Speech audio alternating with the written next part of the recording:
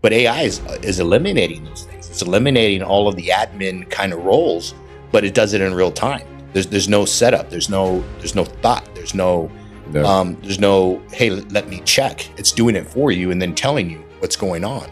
So for us to offer these solutions, not just in the lead gen space, right, to companies that are just hemorrhaging money on staffing to overlook and try to give you these reports, but especially in roofing, on material orders, on DSO, on cash flow, on APAR, on activity from sales reps, from, QCing their calls and make sure they're saying everything that they need to do on a sales call and ranking them. I mean, all these things that would take hours of hundreds of hours of manpower are happening now in seconds and pennies on the dollar. Yeah. So it's just awesome to be able, like you're saying, to be able to offer these solutions, not just for ourselves, right? Because we're the guinea pigs. Yeah. We test it on us. Crap, it works. Let's sell this, right? And so we're offering the same solutions that we've discovered.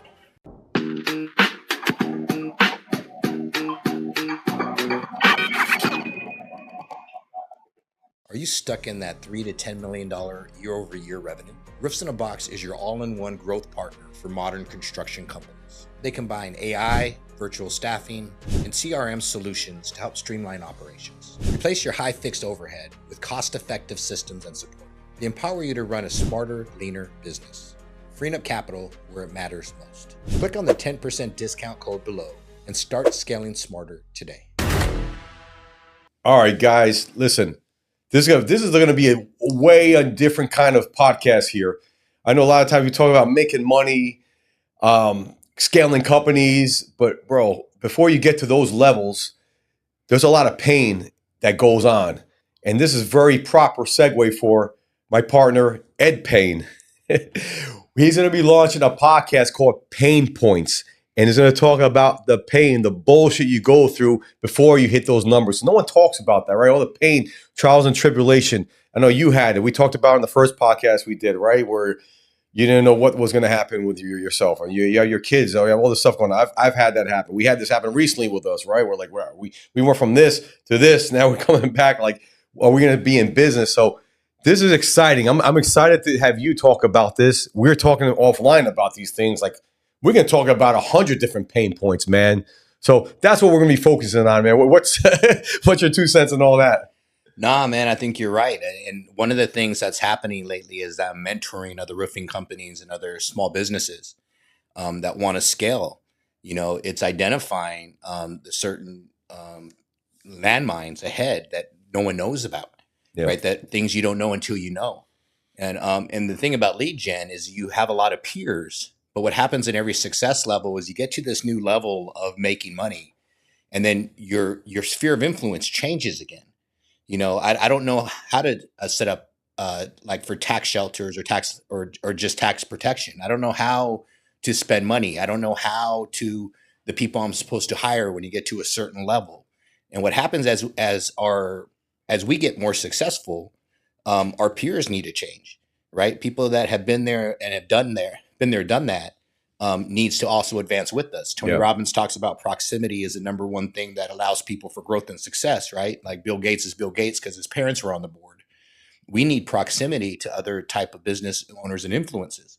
And what happens if you don't have that, you just learn through trials and tribulations, and it's expensive, it's painful, it's repeated over and over again until something changes, right? If nothing changes, nothing changes.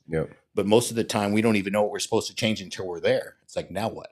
Yeah. So I mean, I think I think every business owner goes through it to some level, and if we can help curve those learning curves, or condense, like you say, condense timeframes, how much could we have saved, or how much more could we have done if we would have known what we know now? Yeah, maybe let's get into this if you're cool with it, right? And we're gonna be a little vulnerable here, and that's funny hearing you say that, man. It sounds like I know you. I know how smart you are. I know how successful you've been. Even prior to our merging, I remember you have these massive fucking days where you made shitloads of money, right? And it was very like, what do you call it? Aspirational, right? But hearing you say that, it's like, man, this guy doesn't know shit, right? Because like, I don't know this, I don't know that, but you do. But that's the humble part of being a humble business owner. There's a lot of shit you don't know, right? And that's when you got to go be in proximity to the people that do know that stuff that can help accelerate and collapse those timeframes. Right.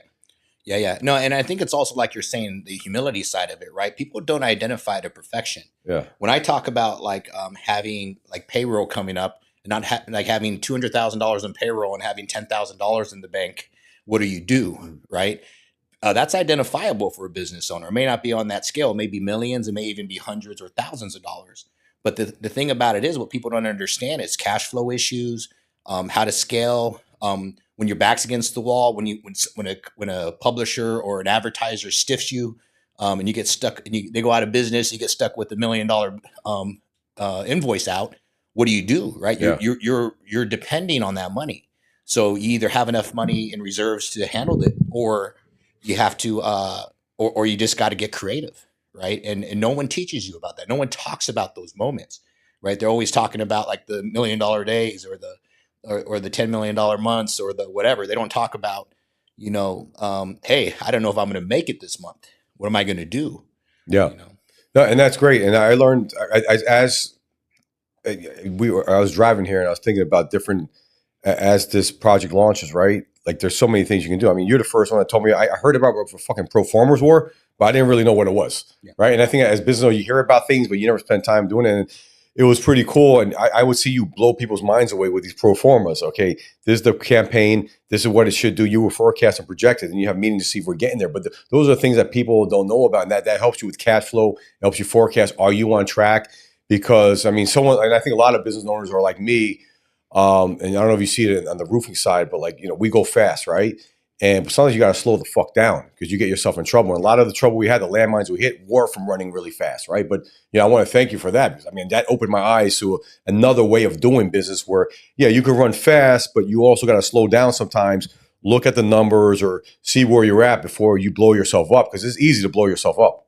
Yeah, but I think that's also like you're talking about growing pains again, right? Yeah. Like you're a visionary. We don't want to stop you from moving 1,000,000 miles an hour. You got it. You're an idea a minute guy. Yeah. Right. To stop you from your superpower is naive, right? Because that's your charm. That's who you are. You sense stuff. You smell blood in the water. Of course, you want to go after it, right?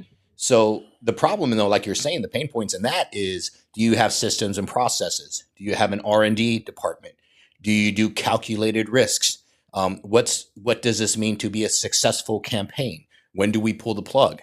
How much budget do we put to it? So all these things like you're talking about right now, it's not about stopping business owners or especially people like you, the 1,000,000 miles an hour guy. And I'm one of them, right? I've had to learn to check myself because everything's a good idea, Yeah. or and then you're chasing 20 shinies.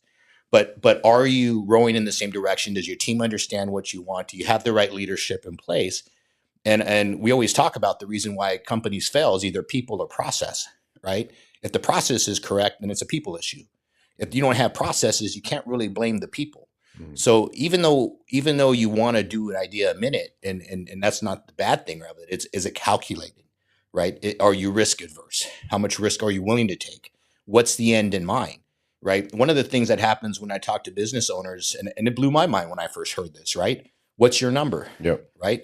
And if you don't know what it means to, like Socrates says, you don't know what it means to go into war without defining what it means to win.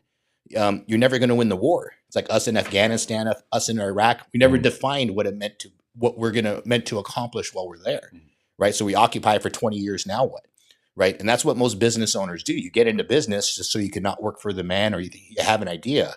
But if you don't have the end in mind, if you don't have that number which you're willing to retire with, how are you going to reverse engineer a process to get there? And it could go as much as the business I'm in, or even an R&D initiative, like saying, hey, this is a new thing I want to chase. Define what it means to win. Even if it's like mini scalable wins, what does it mean? And when do we pull the plug? If you don't define that going in, next thing you know, you just hemorrhage money with no end in sight. Yeah, that happened to us. So we'll talk about that too. So let's get into it. Like what we talked about this offline again. Just probably like 100 pain points we went through. What's the biggest pain point for you in the last, I don't know, maybe in your last 5 years or your career or like whatever? Well, the most expensive one, well, there's two. The one that we were supposed to exit, which we could talk about that one. But my biggest one is even how to structure the companies with taxes, Mm-hmm. right? Because of if I knew what I knew then, what I know now, I could have saved $1 million and not in taxes I didn't have to spend because I wasn't set up correctly. The companies and the corporations weren't set up correctly. And it's not about tax evasion, right? It's not that at all. It's just not knowing what I don't know. And and CPAs and different, they can't help us because they do our taxes, but they don't know anything about tax law or corporate structure. They're just thinking about just doing our taxes and following these rigid guidelines, and this is what you owe. But they only really write up what we tell them. So knowing what I know now, I would have set up all of our companies so differently because of how many millions we spent just in taxes alone. What's an example? Is this the state structure? Or Well, like where you live, that's basic, right? If you were spending like Florida, Vegas, no state income tax, Yeah. right? That alone saves hundreds of thousands a year in uh, in our good years, if not millions. The other thing is like what we did later, like cash and accrual. Have cash and accrual companies, right? But it's legit. For instance, like we can have a labor company, a 1099 labor company that's on cash in construction. I can have my construction company on accrual accounting. Now, since most of my COGS, most of my fixed costs are labor and material. Those are the two biggest costs for any company for lead generation and marketing dollars, right? By having a cash and accrual company that's legitimate, at the end of the year, I can invoice for future revenues that I'm using for labor, and it's a legitimate tax write-off, right? And for me, it's going to have to pay the piper someday. So it's not like I'm just diverting or deferring taxes. And the reason that works for us is that we got stiffed for millions of dollars and solar companies going out of business, right? And so you can't go retroactively back to the IRS. So when we have a negative year because people go out of business, we still have to pay those bills. We still got to pay our vendors. We still got to pay our publishers, right? We can't say, "Oh, I'm sorry, we didn't get paid." You don't get paid. But if you divert the taxes the way that or defer them, you know what I mean? And when it's not if something big happens in business, it's when we could have saved millions of dollars that we've already paid in taxes and had the money in the bank to pay our vendors. And it's not like, and it's legitimate. Yeah. Something as basic as that, and most companies or most business owners don't even think that way because they don't even know GAAP accounting principles, and so just on the most basic level, we could have saved millions on that. So how does, and it sounds amazing, right? But again, a business owner, like I would never know GAAP accounting methods, right? That's not my thing. I probably wouldn't fully understand it. But is it as simple as hiring the right CFO? Is that would the right CFO be able to handle it? Like how do you actually put this into place? And Tony Robbins said this a lot. I don't drink all the Kool-Aid, but I like some of it. And one of the things that he said at Business Mastery was get a CFO. And whether it's fractional or on staff, and we've been blessed, so we've been able to employ CFOs. Mm-hmm. But the thing about it is you got to know the numbers. If you don't know the numbers, man, you're going in blind. You're throwing darts at a board. And the thing about it is you can make 5-10 million a year on hustle with no systems, no flows, no operations.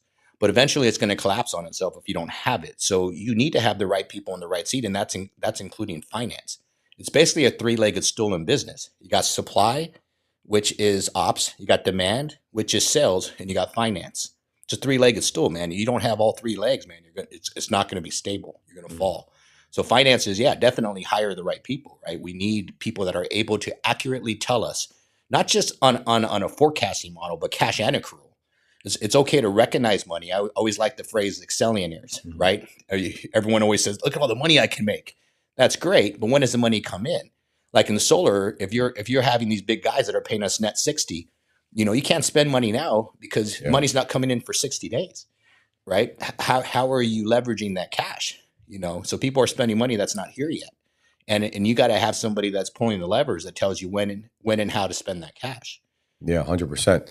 I'll tell you, and you mentioned this, the taxes one thing, you mentioned the exit. I mean, for me, that was the pain point. Still hurts to this day, right? Because I remember we were at affiliates, was it affiliate? I don't know what show, LeadsCon or Affiliate Summit.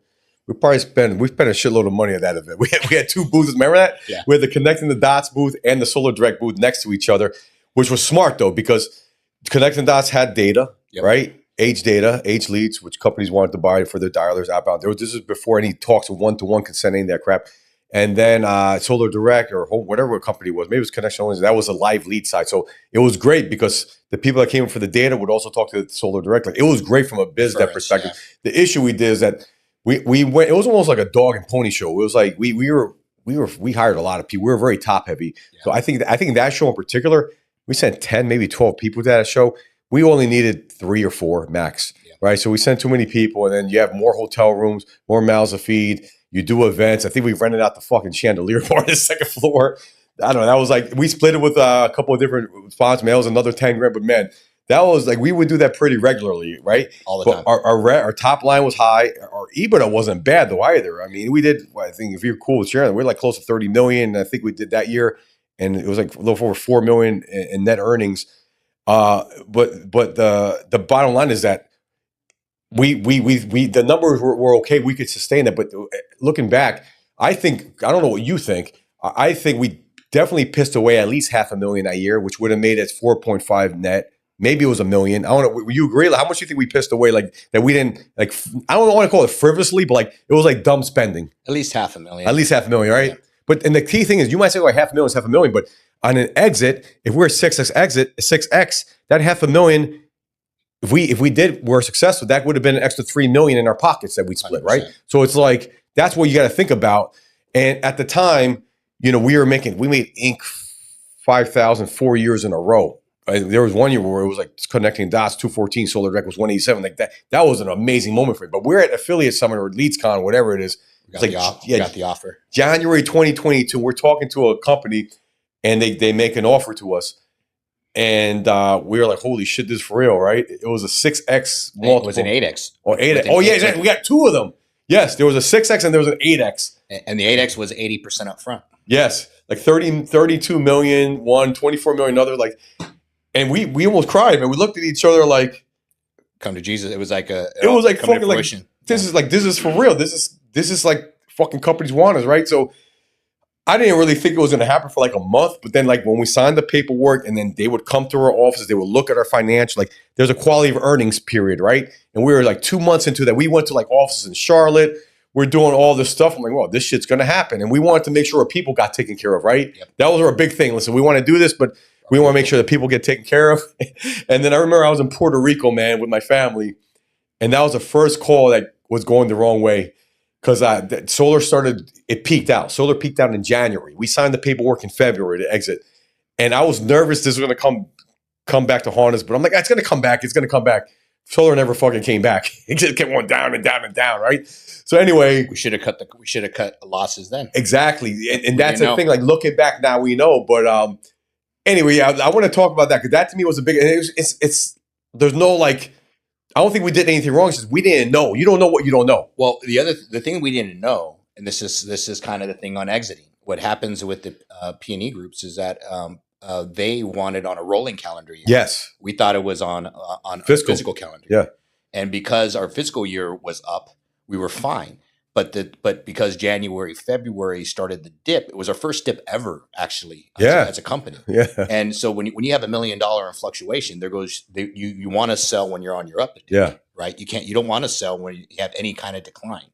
So by having the decline, we went from an 8x with the 80% to a 6x with 50% upfront. Yeah. Right. And then we ended up not selling. Right. But the thing is, we didn't know that. If we would have known that, we could have made the cuts. Yeah. We could have laid off. We could have condensed cost.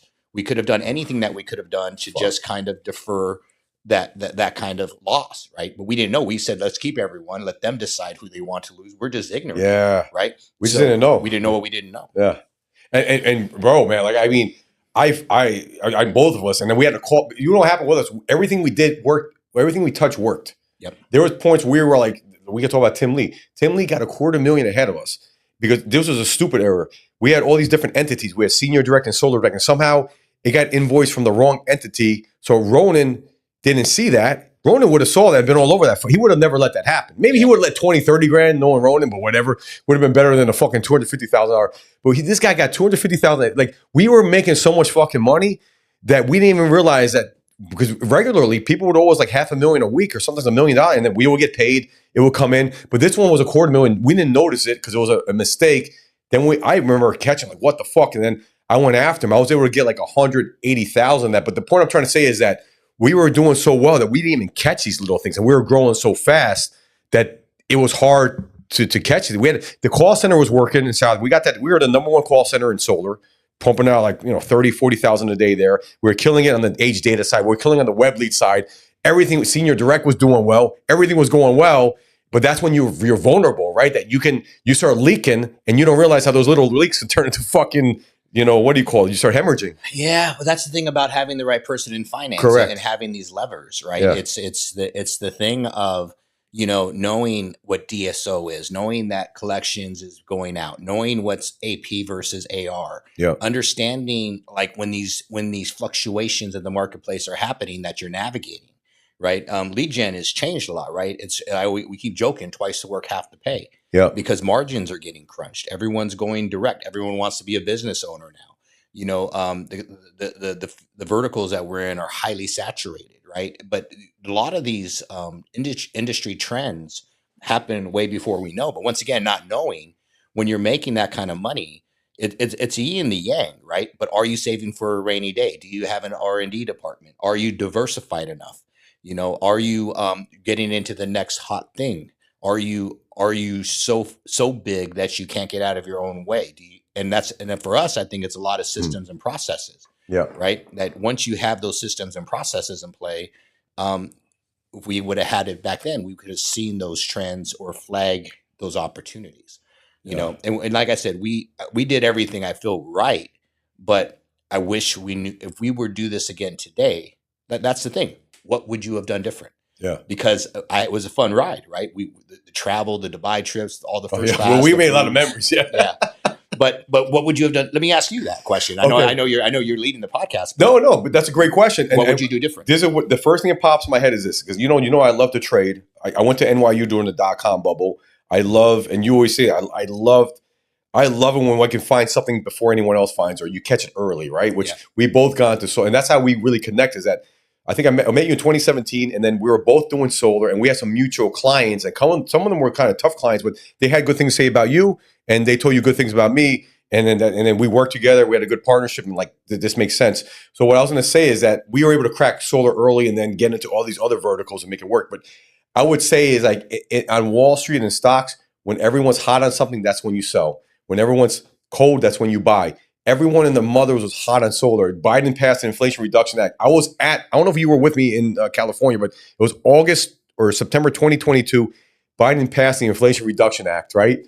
And bro, there was so much enthusiasm. There were 50,000 people at the show. Everyone was happy. People are popping bottles. People are high-fiving each other. And it's almost like when we were high-fiving each other, remember we made Inc., the two companies made it? Yeah. That's the fucking time to sell.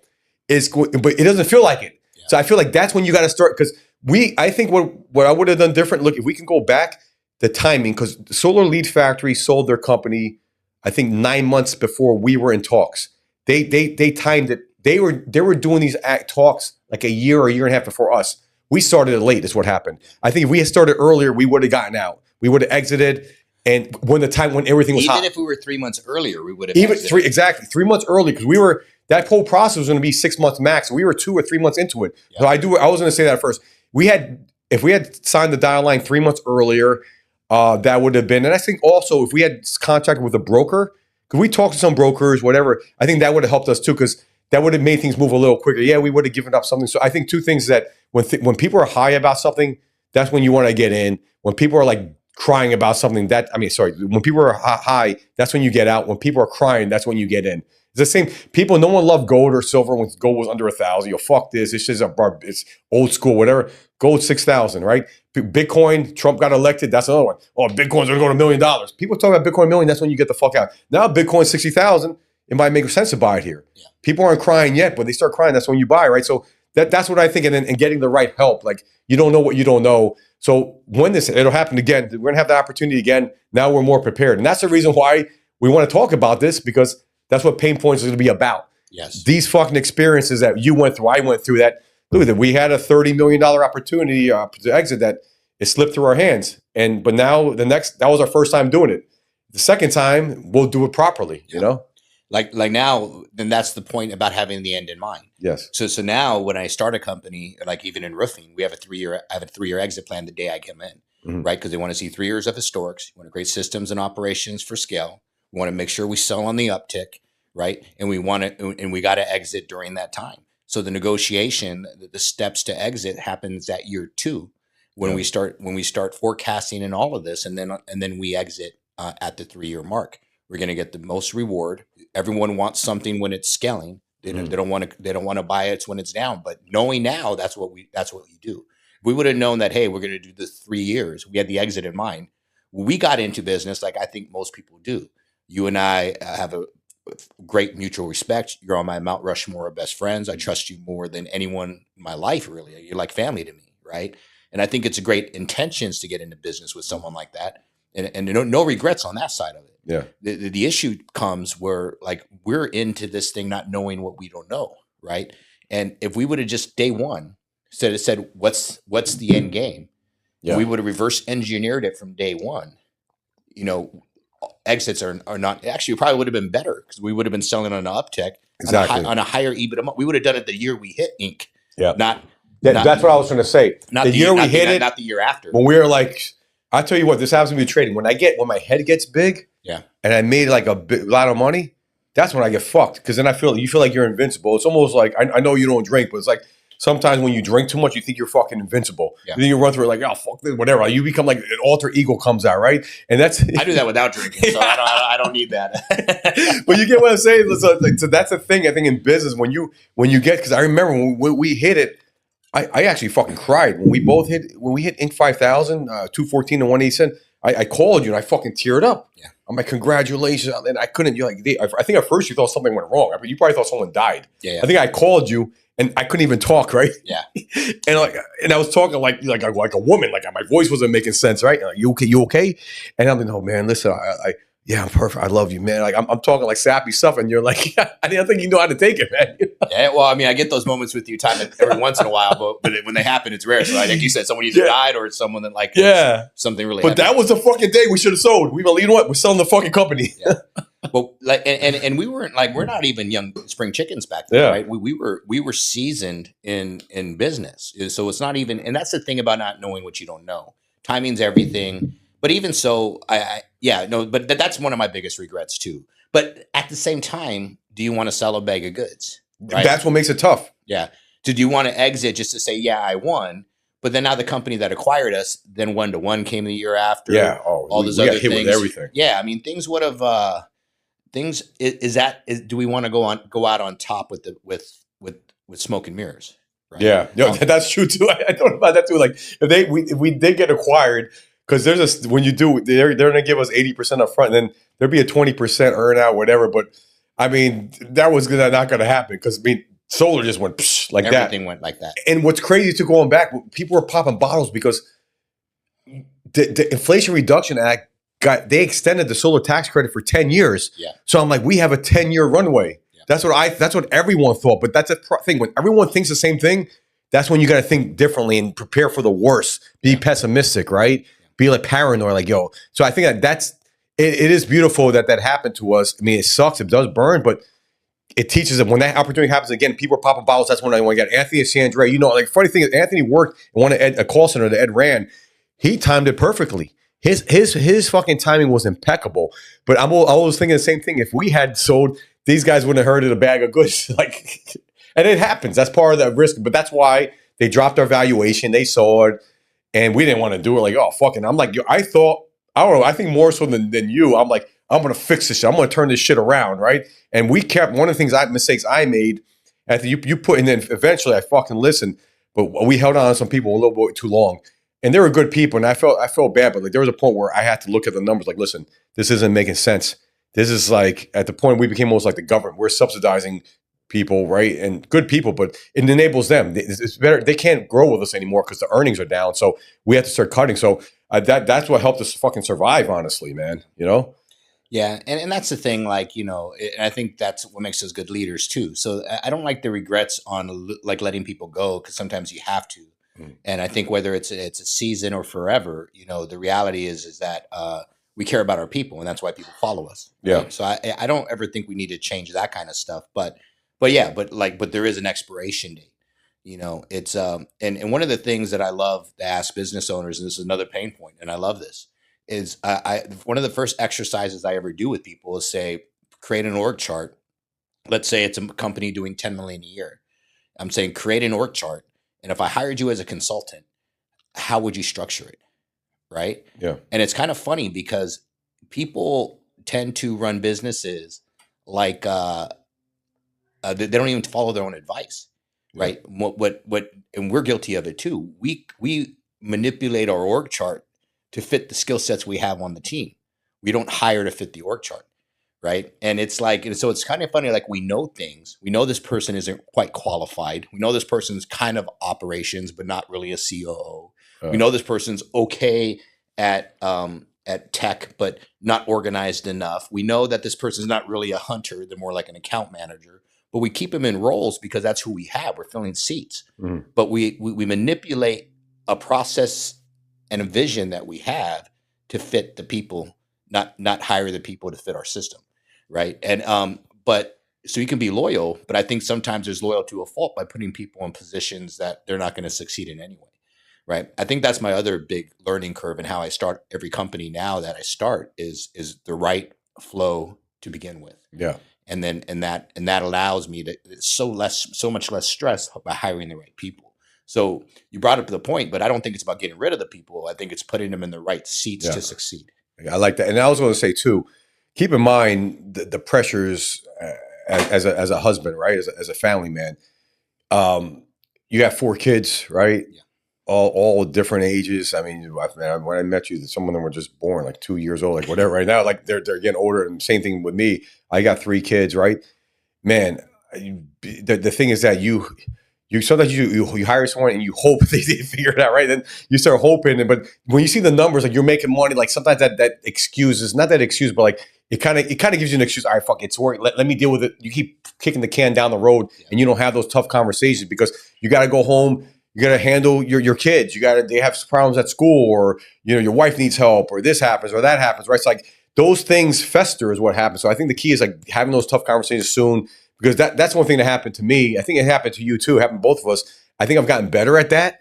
But man, like sometimes you gotta just rip the Band-Aid off and have those conversations. And it's tough sometimes as a businessman, but it's married, that has family, and whether you're not married or not, it's still tough. There's a lot of daily pressures, but you add that on top of the regular pressures, man, it's easy for those things to fester and become bigger than they are. Yeah, man, that's the avalanche, right? It's kind of like you're trying to stop this avalanche from coming. I do feel like there is a season in my life too right now where I'm at this phase, and like, trust me, I have a hard time letting people go, but if it's not the right fit, it's not the right fit. And I got to think about it through my own trials and tribulations, right? Every time I've lost something, every time I walked away from a company, there was something better for me anyway. Yeah. Right. And one of the things, regardless of people's faith or not, I mean, I'm Christian, so it's easy for me to say this, but I believe God has in store for me what I'm supposed to be doing. Right. And if I'm in a position that's not supposed to be there, who am I to kind of keep people, preventing them from being what's going to make them thrive? Mm-hmm. Every time I've left a company or moved on to the next thing, I've had something bigger or better in store that I would have not been in front of me if I stayed where I was. And so I think a lot of times, even though we care about our people, once again, who are you to deprive them that lesson or opportunity for them to step in the shoes that's right for them? Yeah. And I think as business owners, we want to care for our people, but there's something better for them out there if they're good people and if they're culturally aligned. And we always say this too in EOS, right? We say right person, right seat, right? If you're a cultural fit for us, we'll find a seat for you on the company. Now, is it the right seat? Are you supposed to be there? Yeah. That's the other question. If it's a cultural cancer, then cut it, right? But as long as you're a good person and you do the right stuff, you have integrity. Yeah, we always want to find a home for those people. Now the problem is that sometimes those people, we're paying them 6 figures, so we're trying to shove them into a senior management position, and they're middle management entry at best. That happens to us a lot, yeah. So that means that's a different conversation. Like, you're overpaid, right? And that's also hard, right? Because it's hard to go back to someone and say, hey, you're $30,000, $40,000, $50,000 overpaid. Yeah. But that's that's the business talk. That's the real talk, right? Most people get one or two promotions past their pay grade, self included, Yeah. right? And then so are we giving them a service by putting them in a role that they're going to fail in because Yeah. it's too big a shoes to fill. I love that. Now, this is great. We get to this is. I'm excited for the podcast. I feel like this is the stuff that's very relatable. Everyone goes through it, or if they don't, they will go through it at some point. And you just got to come across, get across the other side. You guys keep the cash flow alive so you can survive, and then catch that next up cycle. Another point, a question I want to ask you. We talk about pain points. We're talking about our experience with Connection Holdings, growing the company. But what do you see? Because you're big, right? You have roofing companies. You're big on that side. What's the biggest pain point on the roofing side you see with roofing companies, home improvement companies? I think a lot of them is real simple to what I just said. Yeah. Most of them are like chucking a truck or small companies that got to a size they never thought they would get to. Yeah. And most of them don't know how to get out of their own way. What happens to them is through pure hustle, you can get to 3 to 5 million a year, but then you kind of get stuck unless you have processes. That jump from 5 to 10 or 10 to 25 is almost impossible for these small guys, and they don't know how to get out of their own way. So in roofing businesses, the two biggest things I see is everything I just mentioned: not understanding cash flow, not having the end in mind, but more importantly, what's the system and process to do in a multi-billion, if not trillion-dollar industry. It's funny that no one does it the same, and that's the thing. It's like I even had to slow down, right? I'm in multiple states. I was in 11 states last year. I had to slow down because I had to consolidate my back end, and that's hard for me. You know how I am. I run like you. I want to go, but I saw that if I didn't stop and fix the processes, I was gonna collapse. So I owe it to my partners. I owe it to my team. I owe it for the people that entrust in us. That I had to create something that was replicable and not build a foundation on quicksand. But what I'm noticing though in this industry, I would say 99%. I mean, that's a high number, maybe 95. But a lot of these business owners, the great hustlers, the great workers, the great visionaries, like you're saying, family people, but they just don't know, and no one's took the time to teach them.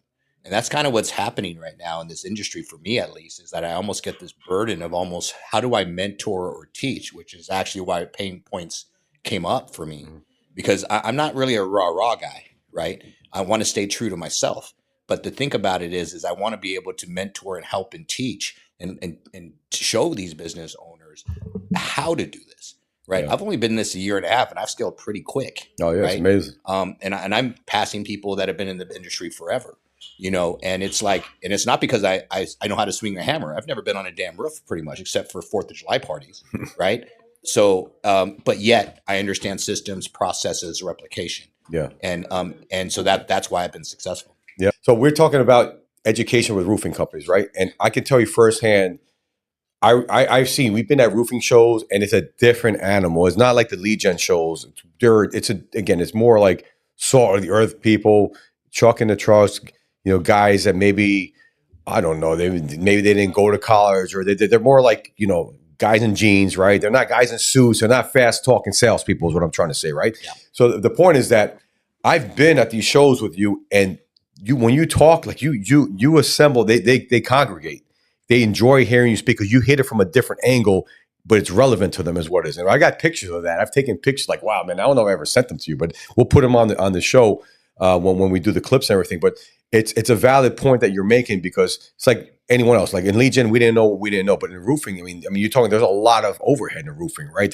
You got to talk about weather considerations, right? You can't install a roof when it's over 40 when it's under 40 degrees, right? So you got these months where, like, what the hell do you do those months? You got to size down, you got to staff. I mean, there's so many freaking moving parts, right? So I think that's the beauty of this, and that's why I'm really excited, because I think you get hit it from the lead gen side, roof side, but at the end of the day, business is a business. There's certain components that's all the same thing, and pain points are pain points, and that's what you're going to hit upon. 100%. And this is why, like, we switched with what Connecting the Dots does, right? Connecting the Dots before was a data company. When I first started it, I Connecting the Dots was supposed to be I know a guy, right? I wanted to be a super connector.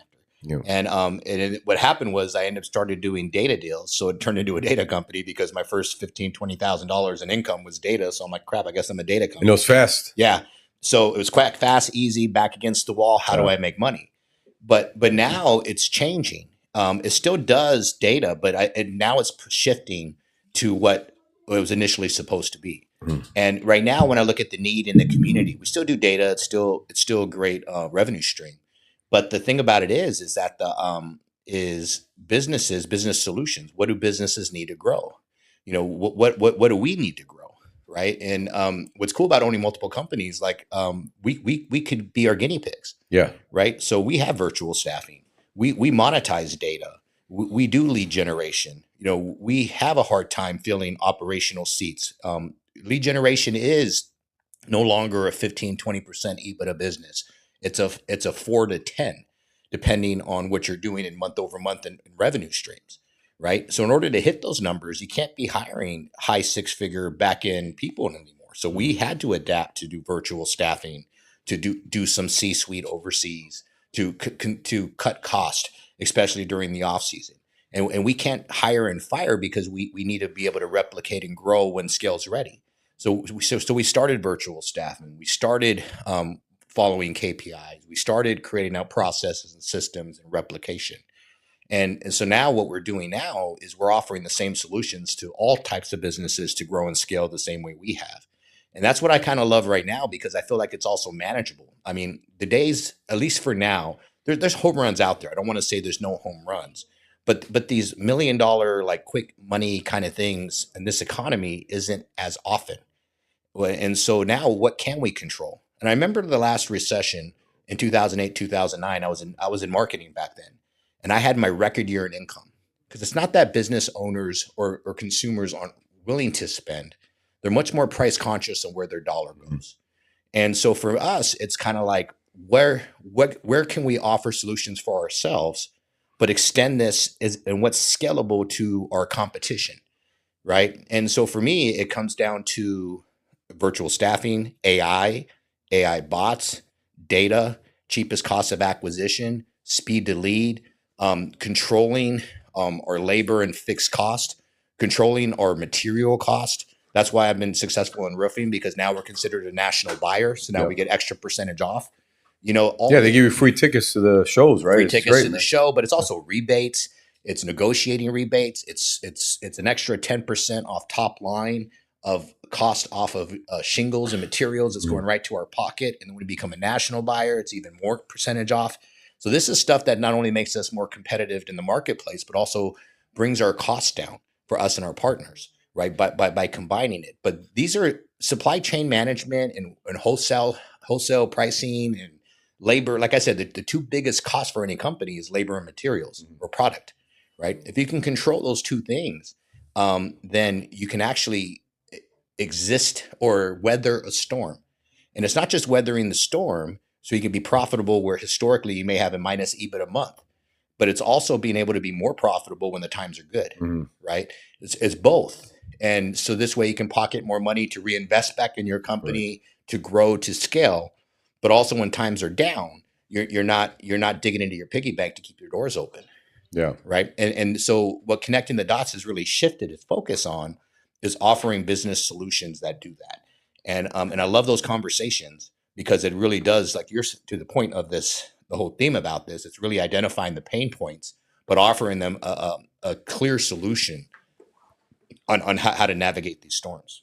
Yeah, absolutely. And a good use case, we're just talking about AI here. We're actually, and it's funny because in about 40 minutes, we're giving away a Mac Mini, and that's Claude bought all this crazy stuff, right? Like I don't really understand it, but we have Samar, who's a big guest, and he's doing all these cool things with it. We have a Chris on our team. He came on board with us. When was it? In, I don't know, it was October, November, and he already made an impact, right? And I remember I told you we have something here. It could be good, right? But we we were excited. We have a lot of people we hired, and we were so excited about them, and it just fizzled out. Nothing good happened. But he's been really consistent, right? I don't want to jinx anything, but the one thing he did was he has his AI acumen. He really gets it. He geeks out on this stuff, man. And now we have a product that we're going to be offering to our clients on the connecting the dot side and on the roofs and the box side, right? So like we're so excited about it. It's going to really help them scale and grow. It's happening with us on the lead gen side, and you're seeing already in 3 days. Yep. On the roofing side. Well, even on the lead gen side, Yeah. like we're talking to partners of ours, like even today we talked to partners of ours saying, hey, let's automate some of the the RPCs. Let's automate like um, AI telling us what to do as a company. Look for industry trends. Looking at ads that aren't working. But imagine instead of hiring someone full time, AI can do that for you 24 hours a day. Yeah. Right. And so it's not only in our industry where we're offering these solutions to create these bots that are people think like Terminator 2 kind of stuff is years out. It's here now. I mean, AI is so intelligent, so ready. I mean, it's putting out invoices for us. It's for roofing, it's telling us all the pricing from all three major distribution companies, which is cheapest. How do we price negotiate? This house in this zip code is worth more if you pull it from this company. It's pulling levers and ideas that would take me. I can't even have my guys stop to even price check this stuff because it's just too much manual effort. Yeah. Right. So we almost just have to do this, the status quo, copy, paste, repeat. But AI is eliminating those things. It's eliminating all of the admin kind of roles, but it does it in real time. There's no setup. There's no thought. There's no, hey, let me check. It's doing it for you and then telling you what's going on. So for us to offer these solutions, not just in the lead gen space, right, to companies that are just hemorrhaging money on staffing to overlook and try to give you these reports, but especially in roofing, on material orders, on DSO, on cash flow, on APAR, on activity from sales reps, from QCing their calls and make sure they're saying everything that they need to do on a sales call and ranking them. I mean, all these things that would take hours of hundreds of hours of manpower are happening now in seconds and pennies on the dollar. Yeah. So it's just awesome to be, like you're saying, to be able to offer these solutions, not just for ourselves, right? Because we're the guinea pigs. Yeah. We test it on us. Crap, it works. Let's sell this, right? And so we're offering the same solutions that we've discovered. Yeah, it's exciting, and it's just great to have someone on the team that understands. It's really helped lift a lot of. We have a lot of loyal. The people on our team now are very loyal, all hardworking. That they're great, and that to have somebody with that expertise, like you talked about in the beginning, you talked about your circle, and as you elevate, you want to be around people on that same wavelength. If they're not, you're going to be going down. So to have someone on that wavelength, and that's why I'm excited. Now I know I was working with him more closely, and now you are. So I'm glad that you're seeing it because. Again, everything sounds good to me. I'm an easy guy to sell at the end of the day, right? Salespeople are easy as people sell, but like I've seen it and like it's all working out, and I'm like, man, this is good. It's moving needle. So now, how can we incorporate that into other businesses where our clients could win? And at the end of the day, it's about value creation, right? For the longest time, we were top 5 in the nation in solar. We were probably top 2, maybe number 1 in data. For a long period of time, right? So we were creating all this value. We'd put up big numbers, but our clients were putting up even bigger numbers. For every million they spent with us, they were making 3, 4, 5 million, right? So now, that industry's constricting, and I don't see us. We're always going to be involved in some capacity, but it gives us an opportunity to give more value to our clients. Yes. Now instead of just a lead vendor, now we're like a true partner because we're helping them grow. I have clients that they're doing the work of 3 or 4 people, and we can automate that stuff and relieve their burden. Right? People fire lead vendors. They don't fire partners. Exactly. And I'm kind of on the idea, like, I love the gold mines, but I'd rather get rich on the shovels. People that make the money sold the picks and shovels, right? And I think that's kind of where we're at right now. We're selling picks and shovels in this new economy, right? And it's and people that aren't on AI, it's like I said, it's not some futuristic stuff. It's here now. You're already obsolete. Yeah. Right. It's kind of, if you're not doing it, you're behind. Yeah. And and so for us, I just feel like we're on the front edge of a lot of that technology stack, with whether it's CRMs, whether it's virtual staffing, reducing costs, whether it's virtual bots, whether it's simplifying systems, whether it's offering SOPs and back end and support. It doesn't matter what it is. We can offer you solutions.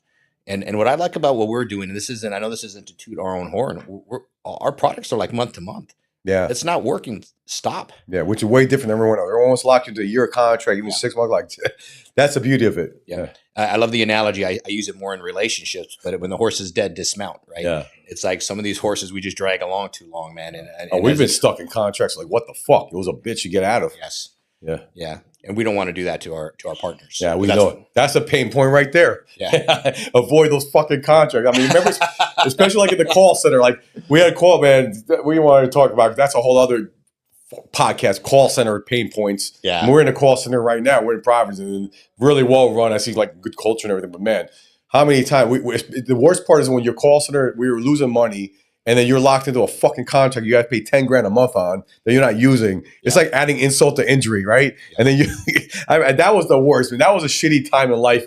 We went from having our best quarter to having our worst quarter, like boom, boom. Now we're not getting all this money. And like we're working like 3-4 times as hard for the same fucking pay. It was a shitty chance saw me towards the tail end. Like I was losing my shit a lot of times, man. And God, man, it's like the worst thing. And then when you have a fucking contract you can't get out of, that's the worst, man. I mean, that's damn. Yep. And that's the thing, right? You got the dialer fee, you got the lease, you got labor, you got unemployment insurance, you got all the stuff that you got to pay for, whether or not the center is open or not, right? Yeah. You just. And you got the fucking taxes. Taxes. we talked about, right? It never ends. Never. And that's why it's never. I love the accelerator thing. It doesn't matter if you made $1 million in a day. How much did you fucking keep? Did you even get paid on that? Yeah. You know, if you only got paid 10 grand or 20 grand, whatever, it's not worth it. It's not worth that damn risk. Yeah, right? I was talking to a company yesterday, and I'll leave their name anonymous because I may end up interviewing them. Yeah. But I was talking about like, what's your EBITDA? And they're like, oh, we're like at 40%. I'm like, no, dude, that's gross profit. Yeah. What's your EBITDA? What's your take home? What's your net operating? You know, what is it after everything's paid? What is it that you're taking home? You know, and people don't know. People just see margin, right? People don't realize that, you know, you could be at 40% margin, but by the time you pay rent, insurance, taxes, labor, material, all the different things, you may be running at 10%. So you bring $1 million in, 100,000 is really the profit in that. But if you spend 200,000, now you're 100,000 in the hole. You don't. Yeah, and especially in the worst case, you get a legal issue happen. This happened to us year later or 2 years later. Like, where the hell did this shit come from? Yep. And then you think you made X amount, and then you have to always account for that kind of stuff. Something will come up. Yep. And that's why you need to have the prudent reserves, all that stuff. And that's why I'm excited about this. And I'm glad we're talking about this. The audience you guys are gonna love it. And everyone subscribes to LFG, subscribe to Pain Points. We'll have a release date. We'll do a whole. Ed and I are going to go on a road show. We're going to go to some cool places with some good influencers, have some podcast interviews with them. But it's going to be exciting, man. I really can't wait. And this gets me excited, and it brings back some like kind of fucked up memories. But I'm proud that we survived those things. Some of those things, there was like one year, I don't know if it was last year, but it seemed like every week there was something brand new. And like the fact that we're still here, that we survive. A lot of guys have closed doors, guys and girls. We're still here. We're still profitable, man. You know, it's not what it was back, years ago, but it's there, and that's all you need. You need to stick around, and then when the tide turns, if you got through winter came. Winter was coming. It came, man. Yeah. And I mean, it might come. It's gonna come again. But like, I feel like we got past that phase, and now we have some really cool experiences and lessons, and that's the stuff that you're gonna be talking about. And we try to talk about LFG. I could probably talk more about that stuff, but hey, that's why we have you on the show. Yeah. That's awesome. And I think it's a great collaboration. Yeah. We can have a combo of both. We can do the raw because I think we need motivation. We need to see success stories. We need to see it's possible, but I also think that we need to know how to get there. We need to understand the roadmap. My new holding company is called Rising Tides because I like that because great name. Yeah. Because as water raises, we all raise with it kind of thing, right? All ships rise with. And I think that's kind of our philosophy, how we do things.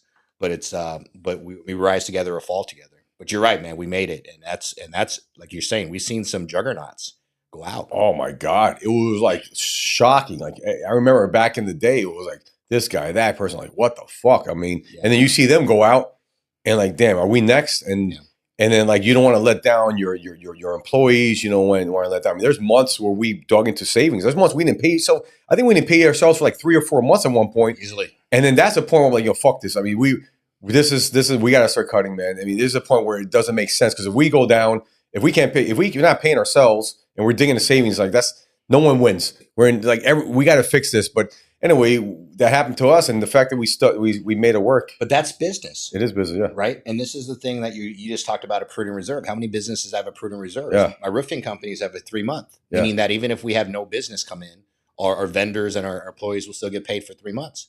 Right. And then we only give disbursements above and beyond 3 months prudent reserve. And it's because that's how you run business. It's not supposed to be ran like a personal piggy bank. But the idea of it, though, is once again, that's pain points. Right. I learned that through what we experience. Right. We have companies that are failing and like crap. We're digging into our piggy bank. Yeah. Right? We see surplus, we pay ourselves, and it's like, no, we don't. These are things. I mean, and these are things you just don't think about until pain points happen. Yeah. Right? And I- it's, anyways. yeah. No, I was going to say one other thing too. It's kind of tied in together, but we've both been to Tony Robbins events. I love those events, and they're fucking. It's like an athletic event. You're there 4 days. You wake up early. You're out late, and it's almost like being high without doing. It's all natural. Like the guy gets you fucking moving. It's fun as hell. And I see a lot of people leave with the sugar highs. But they don't. The thing is, they don't execute, and that's what it comes down to. I know they have coaching programs to try to help you do it, but the thing is, most people don't execute on it, and I think that's why the podcast and what you're doing, if people listen to consistently, actually put into place, that'll get them ahead of the game. And there's so much, I think, a lot of BS out there and sugar high shit out there, right? But how do you actually execute and actually do it? And I think, I know you won't do that because you're actually going to deliver the goods because you've been through it. And that's the problem with those kind of events, the sugar high, right? And even if you get coaches, they never ran a roofing company. Yeah. They never ran They're a sales lead gen people, company. man. They're sales. So how are you going to coach me on a success story that you never done? Until you have dozens or hundreds of employees, until you understand the pain points of cash flow and issues, you can sit there as a rah guy all day and trying to motivate me. But what's the application, right? I love the definition of wisdom is knowledge is the application of knowledge. Right? It's am I applying it? But if I'm getting coached by someone that's never been there, it's not shoulder to shoulder. It's not even the right hierarchy. I can get a coach, but it's like, I need a mentor. Yeah. I need somebody that's going to help lay the groundwork, show me the path. And then once again, give me the action plan of how to execute it. Not say, hey, look at I've done this path. That's great. But it's like, but I need to understand the time, the energy, the sweat, the process. Even for roofing companies, I give them my SOPs for free.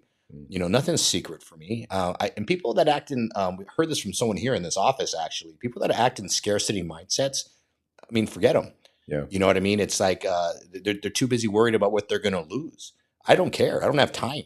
You know what I mean? If I offer the olive branch and I remove obstacles of doing business and we don't do business, we were never going to do business. Yeah. I don't mind giving the first olive branch, but it's like, but the thing is that most people, they're just, and business owners, especially salespeople, we're pretty intuitive.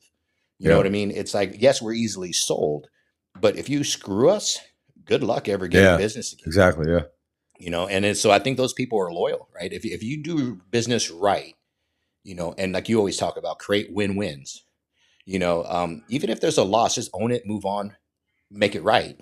Right. But the thing about it is that it's not the losses. It's the smoke and mirrors. It's the BS that makes us like callous to this thing. Right. But I think that's what the business owners are hungry for, especially small to mid-sized business owners. Right. They don't know how to get to that next evolution. Like how do I double? Right. 5 million is very few get there. But how do I get to 25? And for me, it's just as easy to get to 25 as it is to 5. Right. But for people that never done it, it seems like this. It's like a theory, right? Yeah. It's like quantum physics or something, right? They heard about it, but they don't really understand it. And that's the problem with most of this rah. It's all in the clouds kind of stuff, not tangible. Yeah. And I was going to say too, I saw, I don't know, you know who Jesse Itzler is? Yeah. Yeah. So yeah, he's super. Everything he's got the Midas touch, but he went through a period where he had to hustle and get creative, do crazy stuff. Great testimony though. Great testimony, right? And his wife, super. She owns Spanx. She's on paper more financially more successful than him. Well, great testimony as well. Another testimony, right? So they're a power couple. I went to one of his events in 2020. This was before he merged. I don't know if you remember. I went to Georgia in the mountains. He has some weird events, not weird, it's unique events, I should say, where he combines like physical endurance events with like business knowledge and networking. And that's when I first did my first ice plunge, and I was worried I was a punk out, but I made it work, man. But anyway, yeah. And I know you do that regularly, but the point is that he says something I liked a lot. At that point, I think he was 50 or 51. He was like, listen, guys, you got all these gurus that are 20, 25, maybe 30, even 35. God bless them. Yeah, they've had success, but they haven't been around the ringer. You want a guru that's close to 50 years old, and he wasn't tuning his own horn. He doesn't have to do any of this shit. He's super rich, successful. But like, you want someone that's been through all this shit, that's been fucking sued. Maybe they've been divorced. Maybe they've been arrested. Maybe like they've been through it and they learn, they come out the other side. And I remember him saying that. That's a good fucking point. And his stories were just crazy. Like the craziest stories you get, and they're all legit. They're all verifiable. Some people make up stuff. They embellish. This guy doesn't have to embellish. So when he said that, I was like, wow. And then I started thinking about like with LFG show, we did this. We started this 2 years ago. I think I was 44. I was like, man, I'm too old to be doing this shit. What the fuck was I here? Like you know me, I'm young. I got young energy. I probably have the energy of a 20-year-old, right? Yeah, easily like 3 of them. Yeah.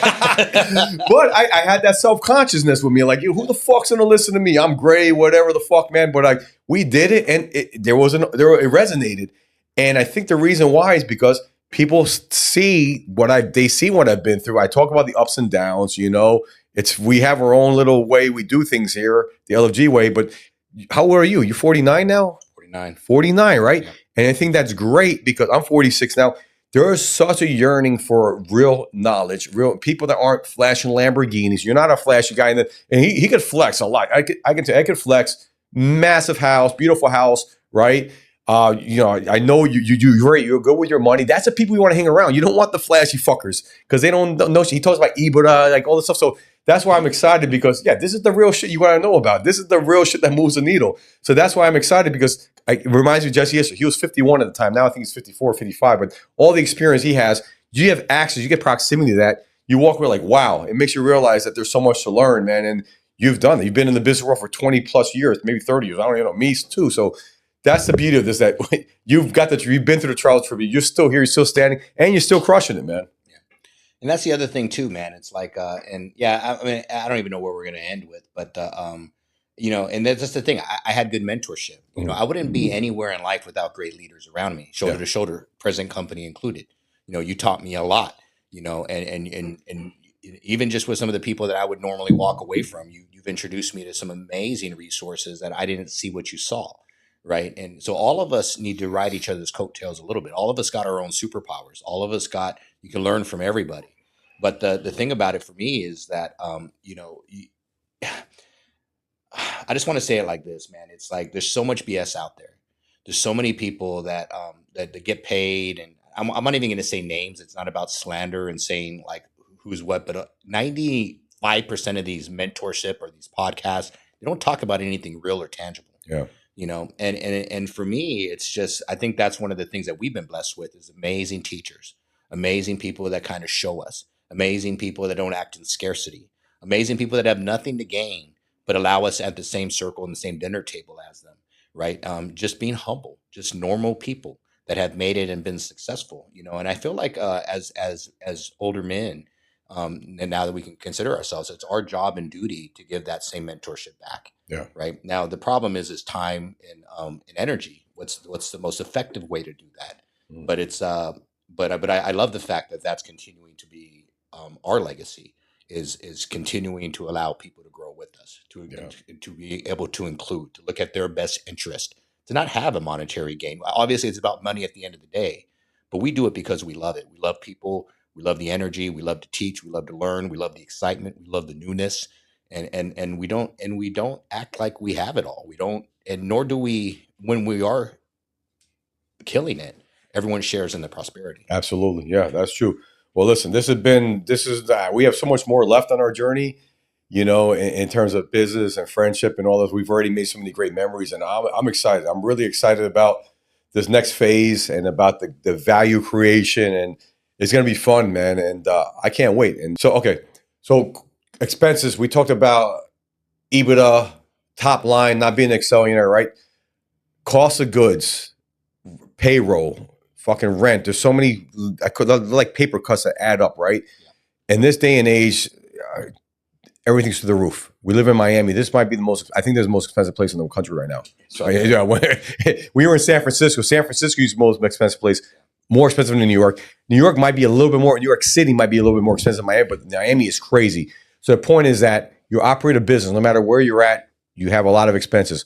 So we talk about roofing companies, right? Roofs in the Box has helped a lot of roofing companies save money. So besides the virtual assistants, like how are they actually benefiting, and what's been like maybe some case study or testimony you can talk about? Yeah, there's a lot of case studies. I'll start with my own companies. We have testimonials up on our site as well. I think what it is, it's not just saying that we're doing it. It's actually showing how we've done it, Mm. right? Like most people, like they come to us and they say, "I need a virtual assistant," and they're a $3 million company, which isn't bad. I mean, most roofing companies don't get there, right? Or even a $5 million company, and they say, "I need a virtual assistant like my EA, Wendy, right? She's amazing," but when you get to a thorough needs assessment, they need SOPs, they need operations, they need automations, they need systems and processes to scale and grow because they're a sales org with no back end. And so through a thorough needs assessment, and because we've done it, we can show them our organizational flow. We can show them processes to grow and scale. My org chart actually works from anyone from 3 million to 25 million, 30 million. It's the same workflow, right? So to get to that jump, it's already created. And so part of owning roofing companies is that I can consult, or we can consult to tell them how to get there, and more importantly, identify their real needs. So when you start talking about like virtual staffing, yes, we can give them a COO at 20% of the cost of what it would cost someone stateside, but it's also the right cultural fit. They understand SOPs, they understand AI, they understand automations, they understand reporting. They're your entire back end support, right? And that's what they really need. Or they say, hey, I'm a business owner, but I'm also doing finance. I'm also sending out invoices. I'm also doing payroll. I'm also doing production manager, where I'm ordering materials. They basically gave 4 jobs. That's not one's assistant's job. So one of the things that we do also for small business, we offer fractional services, right? If you need a fractional CFO and AP and AR and a bookkeeper, we could do that for a small business anywhere from like $1,500 to $4,000 a month. Basically, cover all 4 of those, right? And it's like I said, if you're a $3 million company, you don't want to hire a full-time bookkeeper. You're not big enough yet. So pay 1,500, 2,000, get a CFO, get all your accounts receivable stuff taken care of. People say they need marketing. Like, well, do you even have processes? We do this all the time in lead generation, right? People say, hey, I want leads. That's why we don't sell to trucks in a truck. They don't even have processes. They don't have speed to lead. They don't have systems and areas to understand how much revenue each lead is actually generating. They're so reactionary on each lead that comes in. They live and die on the vine of everything that comes in. Yeah. So when they say they want leads, no, you need back end. You need a system to actually get to this lead and set the appointment and understand your numbers. So what you really need is a customer service manager, or you need a VP of sales, or you need automations or AI to respond in real time. And so I think the thing that we offer is not just heavily cost reduction with virtual staffing, but the right virtual staffing, and also other solutions like AI, CRMs, different things that people just don't think about. Like once we're talking about pain points, they don't know until they know. So I think for us, because not only have we grown roofing companies, we could tell them the pain points to come, and we can also tell them when they need to hire these people at what revenue streams. And like you were talking about performas earlier, I could show them a performa for companies. I could show them the numbers. I could show them the actuals, not just theory in real life. This is my experience, right? In multiple states now. So so I think that's the thing that separates Roofs in a Box is that expertise. The other thing just to mention about virtual staffing is what you were talking about earlier about the seasonality, right? When you if you can't put a roof on or do a roof replacement sub 40, granted in those colder climates, you got siding and windows, but one crew could only do maybe 2 or 3 siding jobs a month, right? Roofing, you can do, one crew can do 2 to 3 jobs a day if they're good, right? So you have 6 months out of the year, you don't have real business coming in. So by paying 20% on operational costs, doing it remote, you don't have to fire people in the off season, and you can still be somewhat profitable versus going negative. Yep. But like I said earlier, that what allows you to do during the 6 months of peak business, now instead of a 15% EBITDA business, you're at 20, 25, 30% EBITDA business. So now you can also weather the downturn, but you collect more in the uptick.